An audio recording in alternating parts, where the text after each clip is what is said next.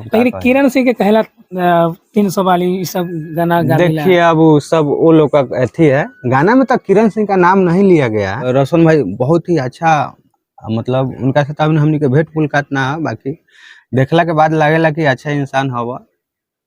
रघु ओकरा निजी जिंदगी के लिए कुछ कहता नहीं जी आप आगे बढ़े ना तो फिर जेल चल जाए। देखिए सबसे पहले तो निजी जिंदगी के हमर कोनो हक ना है उनका के बोलल।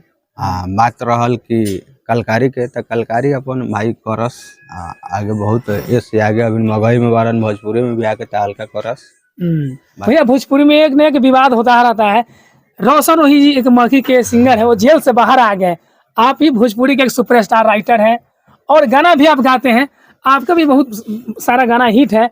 रोशन वही के जीवन के बारे में आप क्या कहना चाहते हैं? देखिए उन लोग का पर्सनल मैटर है, हम लोग क्या बोलेंगे, बट कुछ कारण था कि गए थे वो जेल में। बाकी कारण तो सब मीडिया पे वायरल ही है, तो हम क्या बताएं, हमसे अधिक तो आप जानते होंगे नहीं, उनको। काफी ज्यादा भीड़ है, देखिए हाथी क्योंकि भी आप, थे, हाथी घोड़ा ऊंट भी थे हम मान उनको। लेते हैं कि देखिए भोजपुरी है, भोजपुरी में भौकाल बनाना सबसे जरूरी है। अच्छा, जिसका भौकाल आ गया मानिए कि वो बहुत बड़े आदमी हो गए। मान लेते हैं कि अब हमनी के नामे हो, नाम के आगे हमनी अपन लेवल देखबे ना करम तो वो से हमनी के इमेज खराब हो गेला।